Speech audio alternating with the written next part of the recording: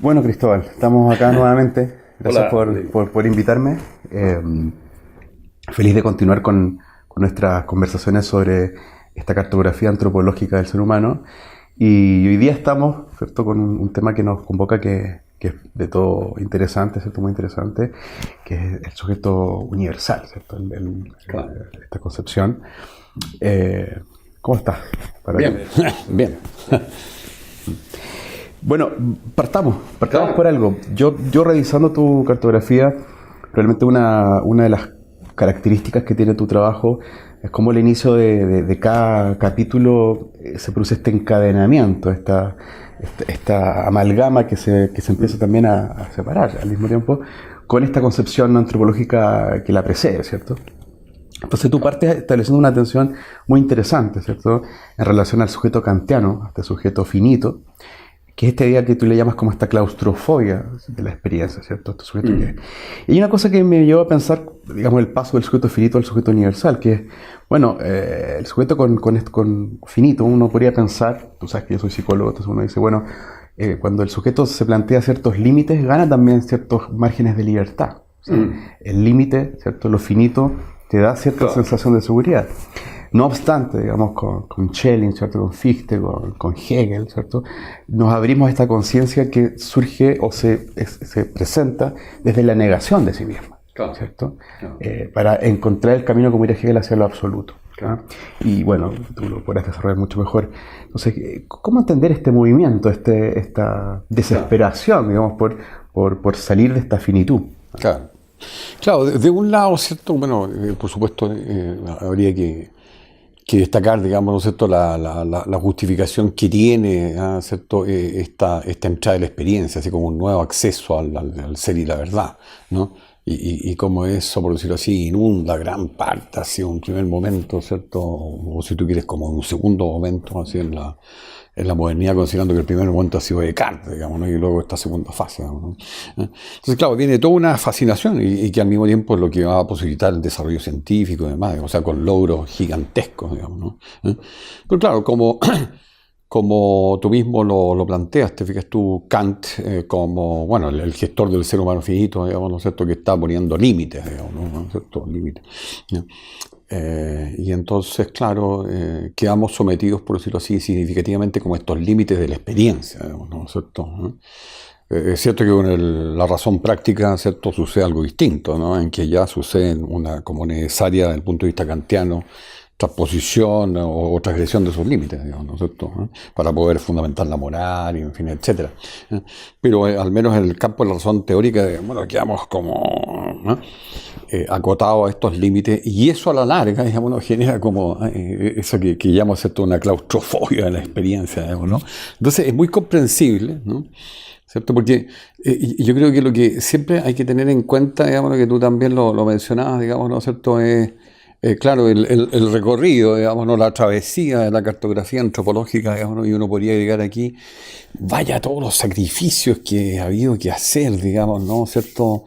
Porque lo podríamos ver así como sacrificios, digamos, ¿no?, como, digamos, cada apertura que ha habido, digamos, ¿no?, en relación, digamos, ¿no?, al cosmos, que es lo que hizo el animal racional, en relación a Dios, que es lo que hizo el Homo viator, digamos, ¿cierto?, para que después el ser humano se centralice en sí mismo, ¿no? Que entonces lo que sucede con Descartes, entonces hay un viento nuevo y todo lo demás, una nueva era, la modernidad, etcétera. Pero después, vaya, digamos, ¿no? Claro, este ser humano como centro que inicia ahora su propia navegación, te fijas tú, y llegamos finalmente como, claro, a estos cotos, ¿cierto?, a esta delimitación, digamos, ¿no?, kantiana, digamos, ¿no?, que es muy, muy severa, digamos, ¿no? Al mismo tiempo podríamos decir es germánica, digamos, no es prusiana, ¿cierto? Es algo que tiene que ver con el orden, digamos, ¿no?, que es algo muy, muy ligado a lo alemán, digamos, ¿no? Y canta al mismo tiempo de la Prusia oriental, ¿cierto?, ¿no? Hay también un rasgo prusiano, por decirlo así, de esta naciente Prusia, digamos, ¿no? Porque claro, en Prusia se ve más que nada Federico II el Grande, digamos, ¿no? Y que es más o menos de la misma época de Kant, digamos, ¿no es cierto?, ¿no? Y tengamos en cuenta que en la historia de Occidente, digamos, ¿no?, bueno, Prusia va a entrar al ruedo, digamos, ¿no? Entonces, claro, va a entrar a lidiar con Francia, con las principales potencias, Inglaterra, ¿cierto? En fin, Rusia, por supuesto, ¿no? ¿Ya? Y entonces, bueno, hay, por decirlo así, esto que se puede ver en términos de sacrificios, digamos, ¿no? Como para que, digamos, una vez, ¿no? Que se aterriza, ¿cierto?, en la experiencia, digamos, ¿no? ¿Cierto? Y se genera, por último, esta claustrofobia en la experiencia. Este sujeto, ese es el punto que quiero destacarte, fíjate tú, este que se asumió como centro, el ser humano, digamos, ¿no? Ahora tiene que afirmarse como sujeto universal. No le queda otra. Claro. Como que como es la conquista necesaria. Claro, y es como una ruptura, en definitiva, digamos, ¿no? Claro, con esos límites, digamos, ¿no? Y entramos entonces con ello, por decirlo así, como en otra fase de la modernidad. Sin embargo, uno podría decir que a la larga, digamos, ¿no? La influencia de Kant probablemente va a ser más poderosa, fíjate, ¿no? ¿Cierto? Porque si uno ve cómo continúa el desarrollo de la filosofía hasta la filosofía contemporánea, digamos, ¿no? ¿Cierto? En diversas propuestas hacia el siglo XX, llámese, por ejemplo, la semiótica, digamos, ¿no? ¿Cierto? Qué sé yo, llámese lo que es el positivismo lógico, la filosofía analítica, digamos, ¿no es cierto? Bueno, y todas estas diversas corrientes, digamos, ¿no? Todas van a tener una impronta kantiana o neokantiana, digamos, ¿no? En el sentido de que, claro, que se puede llamar tanto la atención que un Eugenio Trías, para ponerlo como ejemplo, escribe un libro que para mí fue muy importante respecto al tema del límite, que es los límites del mundo, y que Eugenio Trías te plantea, digamos, ¿no?, de que los límites de mi mundo son los límites de mi representación. O incluso así más ampliamente, digamos, ¿no?, los límites del mundo son los límites de mi representación. Entonces, bueno, y lo mismo está en la semiótica Humberto Eco, o lo mismo, por supuesto, en la Escuela de Viena, digamos, ¿no? En fin, positivismo lógico.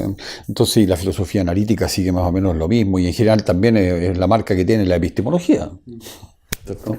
Pero ¿cómo, a pesar de esa tremenda impronta que da el pensamiento kantiano, se explica este Hegel, por ejemplo, que viene desde otro recorrido, ¿cierto? Desde un pensamiento mucho más individual, ¿cierto?, solitario, y que levanta esta fenomenología, ¿cierto?, hacia el sujeto universal. Claro. Y que tiene un impacto, digamos, lo que tú después vas a llamar en el pensamiento marxista, ¿cierto?, Claro. Toda la dialéctica. Entonces, ¿cómo se explica, digamos, esa inquietud, esa seducción, ¿cierto?, por lo universal? Claro, como te decía anteriormente, yo diría que es como, bueno, ya hemos destacado en esta misma cartografía antropológica, digamos, ¿no?, de que, claro, por decirlo así, después de la batalla todos somos generales, o sea, y eso relacionado con lo que es el pasado, digamos, ¿no? O sea, podemos ver también desde un punto de vista filosófico hacia el pasado como que todo fue necesario, y efectivamente, como lo plantea Kierkegaard, digamos, ¿no?, desde un punto de vista existencial, lo único necesario es justamente el pasado, porque eso no lo puedes modificar, digamos. Entonces, claro, pero paso seguido, lo cual puede ser muy discutible, comenzamos a encontrar una lógica a ese pasado, digamos, ¿no? Entonces vemos también como una lógica en las concepciones, pero efectivamente es deslumbrante que al parecer la tiene. ¿Eh? O sea, como decíamos anteriormente, claro, primero afirmarte en el cosmos, después después en ti mismo, y luego que te afirmaste en ti mismo, claro, comienzas también a afirmarte especialmente en la experiencia, pero también a encontrarle límites, digamos, ¿no? Y luego tiene que haber una ruptura de aquello, digamos, ¿no? Y que es lo que hace el sujeto universal, pero que en realidad, antes que Hegel, el primero en hacerlo es Fichte, digamos, ¿no? Porque tú eres el que abre como la perspectiva, digamos, ¿no? Es realmente el gestor de esta nueva concepción. Entonces, con ello, ¿qué es lo que sucede? Digamos, ¿cierto? Que el ser humano se va a afirmar así como en una pertenencia al todo. Ahora, va a suceder ahí, digamos, ¿no?, una relación contestataria que es bien interesante, digamos, ¿no?, porque va a ser una relación contestataria del sujeto universal con respecto al ser humano como centro, obviamente, ¿no? Porque, digamos, el ser humano como centro, claro, nos tiene acotados, en definitiva, en una relación sujeto-objeto, ¿no? ¿Cierto? ¿No? nos tiene acotados, digamos, ¿no? a la experiencia, en su versión del ser humano finito kantiano, digamos, ¿no? ¿Cierto? A la experiencia y a la representación. Entonces, en ese sentido, digamos, no está cuestionando una relación contestataria en términos de un cuestionamiento, digamos, ¿no es cierto?, del ser humano como ser. Pero por otra parte, se sigue ahí estimando, como está claramente en Fichte o en el mismo Hegel, digamos, ¿cierto?, que te fijas tú, el ser humano dentro de lo que sería como la evolución, digamos, ¿no?, lleva la batuta, digamos, no es como la punta del iceberg, digamos. Y esa es una tesis, digamos, ¿cierto?, que de uno u otro modo se mantiene hasta el día de hoy, digamos, ¿no? Porque aquí hay dos cosas muy interesantes, digamos, ¿no es cierto? Una, bueno, lo que se refiere a esta concepción como de lo evolutivo y que ya está en Fichte, ¿no? Por eso un pasaje que ya cité, pero que es bueno repetirlo en este momento de Fichte, en que dice que la naturaleza se eleva paulatinamente en los peldaños de sus creaciones. En la materia bruta, ella es un ser simple. En la materia organizada se vuelve sobre sí para actuar en el interior de sí misma. En la planta para formarse, en el animal para moverse. En el hombre como su pieza maestra vuelve ella sobre sí para percibirse y contemplarse a sí misma. Ella se duplica en él, y es en un mismo ser y conciencia unidos. Entonces, te fijas tú, es muy interesante esto, que en definitiva, si que se quiere, remite a Leibniz, porque en Leibniz, digamos, ¿no?, de acuerdo a lo que es su pensamiento, el principio de razón suficiente, en lo cósmico, todo está haciendo el tránsito de lo que es lo posible, lo necesario y lo real. Posibilidad, necesidad, realidad. Estos tres pasos, ¿no? Entonces, justamente lo evolutivo está en la posibilidad, digamos, ¿no? Por ejemplo, este fin de semana están anunciadas aquí en Santiago, digamos, ¿no?, ¿cierto?, julio de 2017, digamos, ¿no?, ¿cierto?, las temperaturas más bajas en un siglo. Mañana, en un siglo, en Santiago. Entonces, bueno, va a ocurrir aquello, bueno, es pura posibilidad, ¿no? En este momento es pura posibilidad. Entonces, vamos a ver esto que es pura posibilidad en estos momentos, ¿no? Si acaso se ajusta a una necesidad. ¿Y cuál sería la necesidad? Que hay, que se dio condiciones. Te fijas tú, un frente frío, que no sé qué, una ola polar, ¿ya? Y entonces, en realidad, bueno, hay esas temperaturas mañana que serían más bajas. Entonces, claro, de un lado está esto evolutivo que después se va a subrayar fuertemente con Hegel, digamos, ¿no? Una evolución incluso de carácter dialéctico, digamos, ¿no? Y esto destaquémoslo también en un cierto contrapunto con Darwin, porque si Darwin es reconocido como, qué sé yo, el autor de la evolución, ¿cierto?, de las especies, ¿cuándo aparece eso? En 1853, me parece, ¿no? Una fecha histórica por la relevancia tremenda que tiene la teoría de la evolución darwiniana. Pero ¿qué es lo que le precede a la evolución darwiniana? Uno podría decir Leibniz, ¿no? Fichte, Hegel, ¿no? ¿Por qué? Porque es la evolución cósmica. O sea, ¿qué se están abriendo estos tipos? A la evolución cósmica. O sea, el cosmos evoluciona. ¿Ve? Y ese es un dato que es no menor, porque pensemos que, por contraste con la filosofía griega, Aristóteles, por ejemplo, digamos, ¿no?, incluso en el padre de la filosofía occidental, Xenófanes de Colofón, digamos, ¿no?, siempre se está privilegiando la inmovilidad por sobre la movilidad, digamos, ¿no?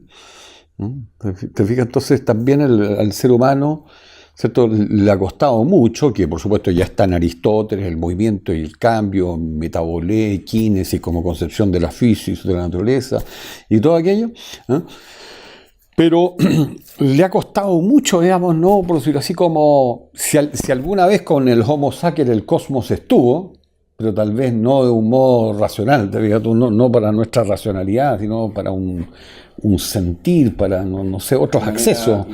Claro, una cosa así como, no un modo propiamente reflexivo, ¿no es cierto? Entonces, claro, le ha costado mucho al ser humano recuperar el cosmos, digamos, ¿no? A mí me llamaba mucho la atención, digamos, ¿no?, en los últimos días en que he tenido la ocasión, por distintos motivos, de escuchar, digamos, ¿no?, las óperas de Wagner. O sea, por supuesto ninguna entera, porque, o sea, yo no estoy dispuesto a estar ahí, sinceramente, 4 horas y media. Pero los preludios, los leitmotivs, digamos, ¿no? Y uno tiene la sensación, yo no soy para nada un experto en esto, pero como que con Wagner, la historia de la música, te fijas tú, estuviera entrando el cosmos. los elementos, el dragón, el viento, los océanos. Y tú más encima es como una música visual, lo ves, impresionante. ¿Eh? Y eso no pasa con Bajo, no pasa con el barroco, no pasa con Beethoven. Con Beethoven a lo mejor pasa un poquito. Pero con Wagner, digamos, ¿no? Es como que esta misma escena aquí, digamos, ¿no? Se musicaliza y se hace presente en la música. Es una cosa muy conmovedora. Bueno, eso es lo que sedujo a Nietzsche. Claro, absolutamente, ¿no? Claro. Bueno, a Nietzsche lo sedujo eso y por supuesto también la posibilidad, por decirlo así, como una nueva mitología. Una nueva mitología que sería la germánica, así como una suerte, no sé, pues, o sea, de emisión, digamos, ¿no? O sea... O sea, como que este es el destino futuro del mundo. Aquí han habido muchos imperios, pero llegó la hora de este que sería él. No sé, algo así también hay en esta bestia rubia de la genealogía de la moral de Nietzsche. ¿Eh? La bestia rubia. Bueno, déjame llevarte un punto. Si con Descartes se inicia desde la duda, la afirmación del sujeto como centro, ¿cierto? Con la duda, no se radicaliza esto justamente en el pensamiento, digamos, universal, particularmente en Hegel, ¿cierto? Con esta constante esta Aufhebung, ¿cierto? Dialéctica que va negando, a partir de la negación, se va acercando al camino de lo verdadero, de lo absoluto. Qué buena observación, ¿eh? Sí. Yo la comparto absolutamente. Claro, tiene igual que ver con la duda, digamos, ¿no? Porque, ¿cuál es la intuición de Hegel, digamos, ¿no? Que... Por decirlo así, es como más fuerte que hasta el propio Heráclito, no sé, digamos, ¿no? Que la negación es constitutiva del fenómeno, ¿no es cierto? En Heráclito, digamos, ¿no? Como autor de la dialéctica en Occidente, por decirlo así, su gestor propiamente tal, digamos, hay que reconocerlo, bueno, es más bien lucha a los contrarios, o sea, ¿no? Tú como cada cosa requiere de su contrario para hacer, el día y la noche son algo uno, qué sé yo, las estaciones del año, la enfermedad y la salud, el bien y el mal, en fin, lo fuerte y lo débil, todo es algo uno, ¿no? ¿Cierto? Y solamente los necios hacen la separación, como dice un aforismo, ¿no? Pero con Hegel, más que eso, por eso yo hablaría como una radicalización de la dialéctica, es que la negación es lo que permite la evolución. Entonces, claro, y en esa negación está como contenida igual la duda. Incluso Heidegger, cuando escribe su curso sobre Hegel, o Kojev, ¿cierto? Hablan incluso de la desesperación. Hay un término en alemán para eso que no me lo voy a permitir. Verzweiflung. Gracias. Que precisamente habla de la desesperación, de este dolor de la conciencia, ¿cierto? Claro. Un sentido casi trágico, digamos, de tener que negarse como para sacar lo no verdadero que hay en su camino. Claro. Es una radicalización, ¿cierto? Justamente quizás del mismo pensamiento cartesiano. Sí, es interesante verlo así, o sea, ese alcance, ¿cierto?, que tiene la negación, digamos, ¿no? Y la evolución de la cual hablábamos, digamos, esto, ¿no? Nos hace ver, en definitiva, sobre todo por la remisión a Leibniz, como cada cosa tiene como cierto carácter de gen, de huevo, de semilla, de semen, digamos, ¿no es cierto?, qué sé yo, digamos, ¿no? De todo lo que es como lo atómico, en términos de lo que sería la física atómica y demás, ¿no? Entonces, como efectivamente tiene una lógica implacable para nosotros, digamos, ¿no? Ahora que incluso yo no entiendo mucho esa noticia científica, digamos, ¿no? De que a través de los radares, digamos, ¿no? Me imagino que serán estos, ¿cómo se llama? ALMA, que tenemos aquí en Chile, se van a captar los sonidos del Big Bang. me llama mucho la atención, digamos, los sonidos del Big Bang, porque los sonidos del Big Bang, qué coincidencia sería, qué casualidad que justamente nos tocó escucharlos a nosotros, digamos, ¿no? Porque todo eso es por los años luz, digamos, ¿no? Hasta que llega hasta acá, y por eso que recién lo escuchamos ahora. Entonces, si hay eso mismo te está demostrando, te fijas tú, lo que estamos diciendo, o sea, te fijas tú, o sea, cómo el gen, el átomo, la semilla están todo. Incluso respecto a estos sonidos que estamos hablando, te fijas tú, hasta el propio sonido puede ser visto también de esa forma, y que nos llegan recién ahora, los sonidos del Big Bang. Te fijas tú, entonces esa cosa que es como la leibniziana, ¿no? Te fijas tú, o sea, posibilidad, necesidad, realidad. Realidad es que lo estoy escuchando finalmente, ¿no? Entonces, y en esa evolución, digamos, ¿no? Incluso, y en ese sentido, seguiríamos siendo fichteanos o hegelianos, digamos, ¿no? ¿Cierto? Incluso hasta el de hoy, el ente más complejo y más sofisticado conocido, digamos, ¿no? Hasta ahora es el cerebro humano. Entonces, no hemos superado ese punto. Y por lo tanto no hemos superado el antropocentrismo, ¿no? Porque detrás de eso está el ser humano como centro. O sea, por eso que digo, la relación contestataria que tiene el sujeto universal con el ser humano como centro es muy interesante, porque es como un arma de doble filo. O sea, lo está cuestionando, ¿eh? Porque quiero que le está cuestionando, incluso le está cuestionando, si tú quieres, hasta en términos ecológicos, digamos, ¿no? ¿Eh? A pesar de que eso no sea quizás expressis verbis, así, digamos, ¿no? ¿Eh? A lo mejor lo llegó a hacer, pero en planteamientos como el de Fritjof Capra, por ejemplo, el Tao de la física, digamos, ¿no? En el siglo XX, que te fijas tú este razonamiento incluso con proyecciones ecológicas, de que la razón sujeto-objeto te tiene una razón de oposición, objectum, lo opuesto, digamos, ¿no? Con las cosas, con la naturaleza, y que ahí está lo que ve también Carl Löwit, ¿eh? Carl Löwit, que lo analizamos aquí a propósito de uno de los modos de ver al Homo sapiens, digamos, ¿no? Desde Carl Löwit, ¿no? En cambio, digamos, no te fijas tú, el sujeto universal te está recordando la pertenencia al todo. Entonces hay también como rasgos ecológicos, no, como digo, no explícitos, digamos, ¿no? Y que después se van a volver explícitos en distintas filosofías del siglo XX, ¿no? Claro. Sin embargo, hay una serie de discursos hoy día que caracterizarían esa lógica del sujeto como centro, sujeto universal, como antropocentrista, en el sentido también de no considerar cierta organicidad, digamos, de todo este cosmos, ¿cierto? Claro. Como una radicalización negativa del sujeto como centro. Claro. Discursos ecológicos. Claro. Y eso se va leyendo también en términos maravillosos en el propio Hegel, digamos, ¿cierto? Porque te fijas tú, en Hegel están como estas tres etapas dialécticas, ¿no? La mecánica, la orgánica, digamos, ¿no? Y la vida. Entonces, claro, en Hegel hay esa conciencia histórico-evolutiva que es impresionante, ¿no? Sí. Bueno, creo que lo que nos queda afuera, como conversamos hace un rato, siempre es mucho más de lo que alcanzamos a revisar acá, porque cada tema va abriendo hebras en un tejido interminable, digamos. Claro. Pero ha sido muy interesante tener una primera aproximación a esta noción del sujeto universal. Muchas gracias, Cristóbal. Gracias a ti, Rudy.